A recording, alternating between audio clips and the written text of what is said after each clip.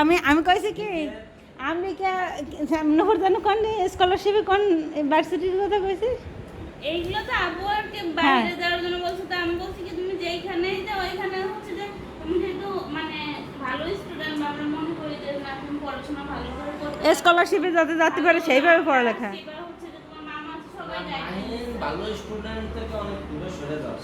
হ্যাঁ দূরে সরে দেখছিস মামাও বলছে। তোমার ক্লাস 8 হ্যাঁ ক্লাস 8 এ আমি তো আমার সাথে তোমার যদি আমি তুলনা করি, হ্যাঁ ক্লাস 8 এর আমি তো আমার তো মনে আছে হ্যাঁ ক্লাস 8 এ আমি কেমন ছিলাম। ঠিক আছে, আমি যদি আমার সাথে তোমার তুলনা করি, আমি হাতের লেখা না, আমি এমনি তুলনা করতেছি যে বেসিক।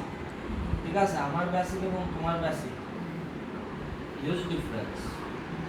বুঝো মামা যেমন মনে করেন এই যে এটা কিন্তু মানে এটার কারণ তুমি না, এটার কারণ আসলে করোনা এক, দ্বিতীয়ত হলো তোমার সিস্টেম, যে তোমার তুমি যেভাবে শিখছো বা তোমার যেভাবে বলা হয়েছে। ঠিক আছে, এই সিস্টেমের কতগুলো বলা। আর এই যে ভাই ও আমি কিন্তু ক্লাস 8 এ তোমার ম্যাথমেটিক্সে তোমার যেভাবে আমি চিন্তা করতাম, ঠিক আছে, বা যেভাবে পড়তাম, ওই যে তোমার বলি না যে আমি একদিনে যে শেষ করলাম, তার মানে কি, বা এই যে আমার কিন্তু এইসব জিনিস নিয়ে ক্লাসে এটা ভুলও যায়। এই যে মনে করো 5p², এই যে কিন্তু আর কিন্তু ইউটিউবের কভারেজ দিতে কিন্তু বেশি দিন না পায়। ইউটিউবের কভারেজ দিতে হলো সর্বোচ্চ গেলে 1 মাস লাগবে।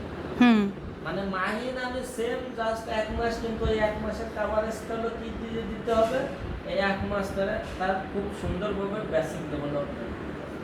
তুমি যেমন এই যে তুমি ম্যাথমেটিক্স করে এসে তুমি এটুকু বলতে পারো যে আমি 100% এই মার্ক পাবো, কমপক্ষে এই মার্ক পাবো,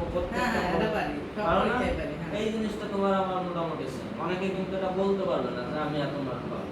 এটা বলতে পারাটাও কিন্তু কি বলতে স্মার্ট, যে তুমি জানো যে তুমি এত পাবো। পরীক্ষার সময় তুমি জানা যাচ্ছ যে তুমি এই যে আমার কি হয়েছে